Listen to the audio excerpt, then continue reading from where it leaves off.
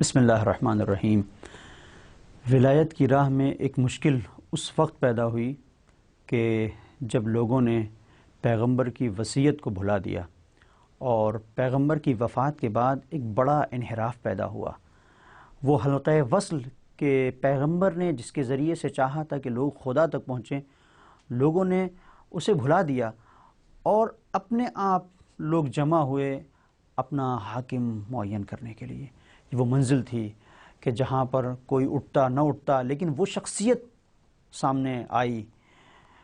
کہ جس کے لیے یہ کہا جا سکتا ہے کہ تنہا ترین سب سے معتبر عالم اسلام کی وہ واحد شخصیت تھی کہ جو اعتبار اسے حاصل تھا وہ کسی کو حاصل نہیں تھا، اور حق تھا بی بی زہرا سلام اللہ علیہا کا کہ اس بڑے انحراف کا مقابلہ کرتی۔ لہٰذا بی بی زہرا سلام اللہ علیہا نے خطبہ فدق دیا، جس خطبے کے اندر بہت ساری گفتگو ہے، بہت ساری باتیں ہیں، مختصر سے وقت میں اسے بیان نہیں کیا جا سکتا ہے، لیکن ایک بڑی منزل کے جہاں پر آپ نے امامت کو نظام امت کے تحت پیش کیا ہے۔ یعنی آپ نے یہ بتانا چاہا ہے کہ یہ پوری امت تسبیح کے دانوں کی طرح ہے، اور اسے اگر ایک دھاگے میں کوئی پروتا ہے تو اسے امام کہا جاتا ہے، اور اگر یہ دھاگا نہ ہو تو تسبیح کے سارے دانے بکھر جائیں گے۔ بی بی زہرا سلام اللہ علیہا کا جو کردار ہے وہ کردار اس اعتبار سے قابل غور ہے اور قابل درس اور عبرت بھی ہے کہ ہم دیکھیں کہ کس طرح سے شہزادی کونین کھڑی ہوئی ہیں اس انحراف کے مقابل جو مدینے میں وفات پیغمبر کے کچھ دنوں کے بعد وجود میں آیا، اور یہ سب سے بڑی رکاوٹ تھی ولایت کی راہ میں، جس کے سدباب کے لیے بی بی سامنے آئی ہیں اور آپ نے لوگوں کے درمیان حقائق کو واضح کرنے کی کوشش کی ہے۔ یہ ذمہ داری بی بی کے علاوہ اور کون نبھا سکتا تھا؟ کوئی اور نہ تھا جو آتا اور آ کر بیان کرتا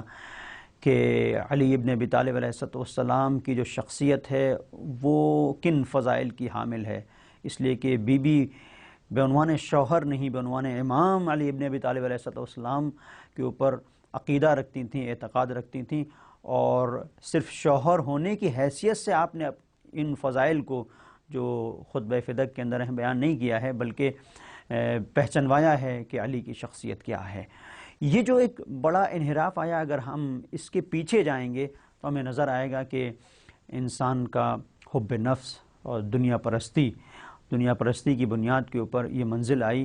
کہ لوگوں نے راہ دین کو فراموش کر دیا، اور بی بی زہرا سلام اللہ علیہا نے لوگوں کو بار بار مسلسل مختلف انداز سے اس ڈگر پر واپس آنے کی ترغیب دلائی ہے کہ جس ڈگر کو پیغمبر بیان کر کے گئے تھے، جو دین کی واقعی ڈگر تھی کہ جس کے ذریعے سے انسان جس راستے پر چل کر خدا تک پہنچ سکتا تھا۔ کبھی آپ رات کی تاریکی میں اپنے شوہر کے ساتھ نکلتی ہیں، اپنے امام وقت کے ساتھ نکلتی ہیں اور پوچھتی ہیں لوگوں سے کہ تم کیا بھول گئے غدیر کے دن کس طرح سے پیغمبر نے علی ابن ابی طالب کو اپنے دونوں ہاتھوں پر بلند کر کے فرمایا تھا من کنت مولاہ فہذا علی مولا، اور آپ ان حقائق کی طرف متوجہ کرتی ہیں کہ جن کی روشنی میں حضور سرور کائنات صلی اللہ علیہ وسلم نے مختلف مقامات پر علی ابن ابی طالب علیہ السلام کی شخصیت کو پہچنوایا تھا۔ اور بی بی کا یہ عمل اس بات کی گواہی دیتا ہے کہ رات میں نکلنا، لوگوں کے پاس جانا، مختلف انداز سے خطبات میں، مختلف اپنے خطبوں میں، خاص طور پر خطبہ فدق میں امامت کے اوپر فوکس کرنا، امامت کے اوپر توجہ کو دلانا، اس بات کو بیان کرتا ہے کہ بی بی محسوس کر رہی تھیں کہ اگر یہ حلقہ وصل جسے امامت کہا جاتا ہے خدا کے درمیان اور امت کے درمیان، اگر یہ حلقہ وصل نہیں رہے گا تو بڑی تباہی آئے گی، لوگ دین کو منحرف انداز میں لیں گے۔ اور آج ہم دیکھتے ہیں کہ اس تباہی کو ہم اسلامی ممالک میں ہم دیکھ سکتے ہیں اور اسلامی معاشروں میں دیکھ سکتے ہیں کہ جہاں جہاں پر بھی ولایت سے لوگوں نے دستبرداری کا اعلان کیا ہے یا ولایت کو جس طرح سے سمجھنا چاہیے اس طرح سے نہیں سمجھا ہے، تو وہاں پر آپ دیکھیں کہ کس طرح سے استکبار اور عالمی سامراج ان لوگوں سے کھیل رہا ہے، انہیں مہرہ بنا لیا گیا ہے، اور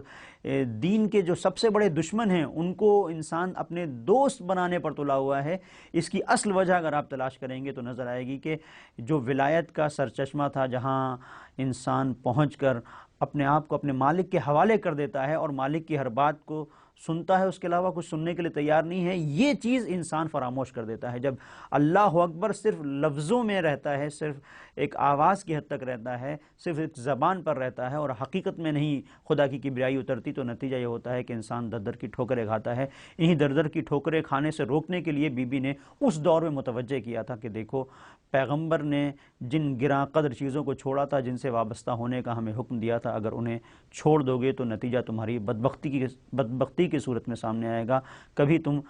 فلاح دنیا اور آخرت کو حاصل نہیں کر سکو گے۔ وصلی اللہ علی محمد وعلیہ وسلم۔